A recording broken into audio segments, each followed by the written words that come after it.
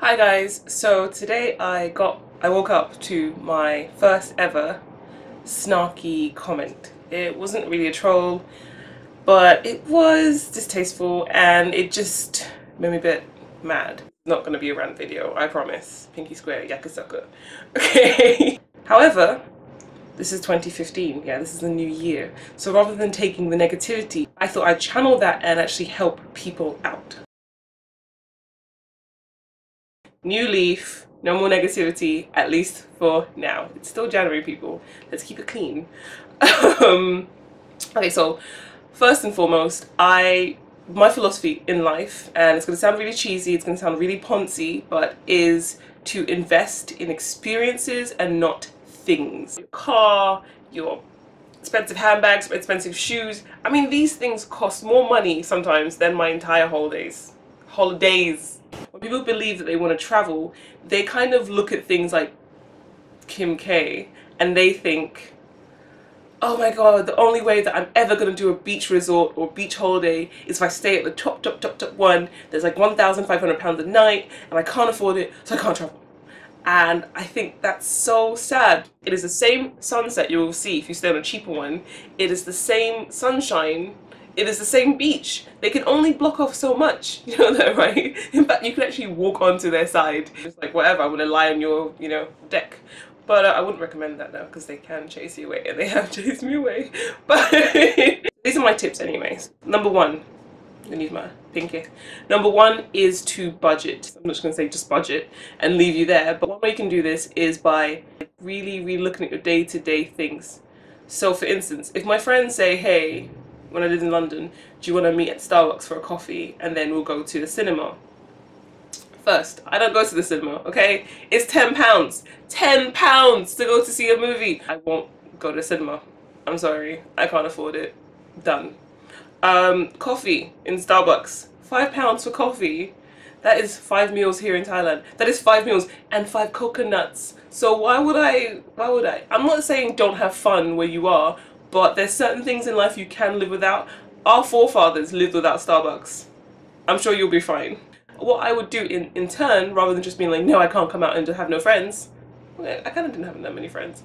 But what I'd do instead is I'd be like, hey guys, okay, so after the cinema, if it's like a matinee, I will make some stuff for picnics and I will see you guys in the park. It's always made fun of me, like I was the one who was always like, cutting out coupons and bringing in lunch every single day without fail. But it really did help me like slash all my costs. So budgeting is really important. I had a friend who came over a couple of months back and she didn't budget anything. I mean, Thailand is the sort of place that you don't really have to budget so much, you can go with the flow because things are really cheap.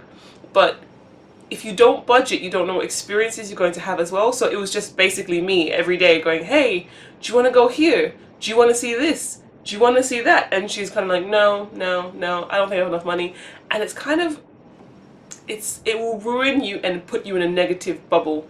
Other things may happen and bad things may come up, but if you're in that bubble where you're like, oh my god, I don't think I can afford this, or this, then what are you doing here? You should go back home. Go home.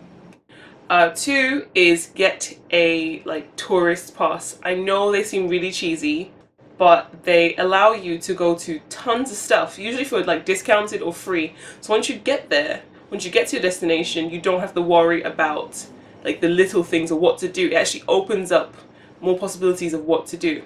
For instance, I just came back from Japan and before I left, I bought the Japanese rail pass because I wanted to go to different cities, I wanted to go to lots of different museums, I wanted to just not think about traveling. By the way, the Japanese rail pass does not allow you to go on the underground, or I mean they call it the subway, or some lines, but it did definitely save a lot of money. When we came back, we did some of the calculations and it was insane. It was actually insane. We're so glad we got that rail pass because without it, we probably would have been spending £20 a day per person on traveling around and seeing all these different things. 3, don't be afraid to shop at supermarkets. Haha.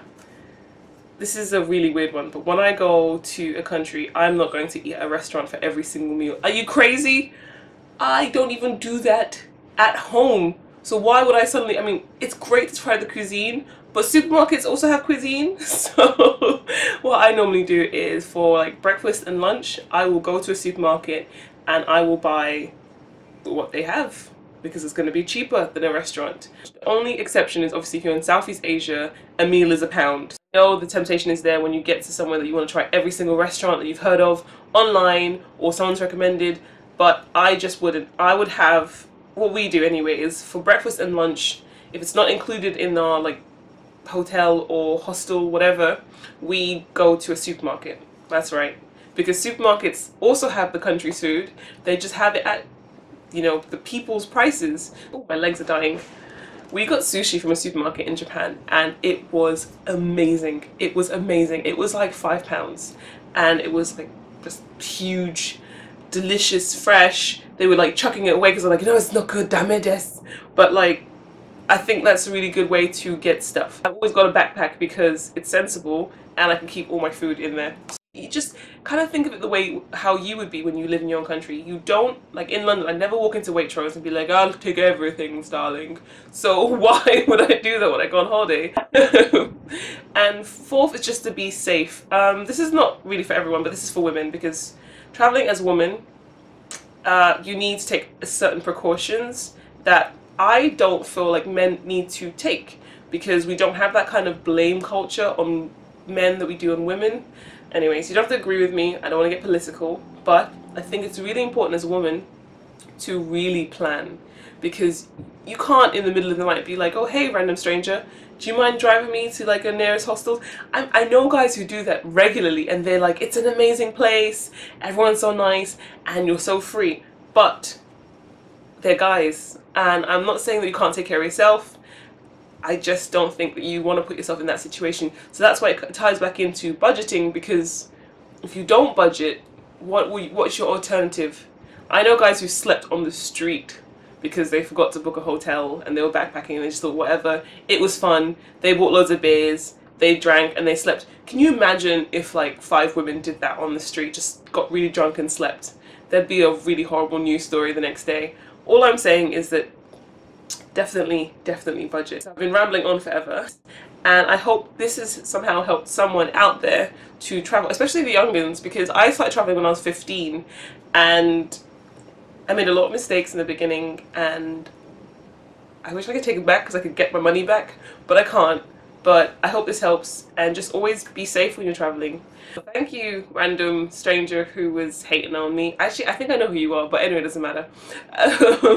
Okay, so I've got my last videos of my Japan trip up today and I hope you guys enjoy it. It was so much fun. I recommend to everyone to go to Japan.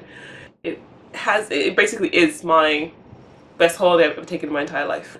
Okay, so have a good day guys and I'll start doing recipes from this Sunday. Bye-bye.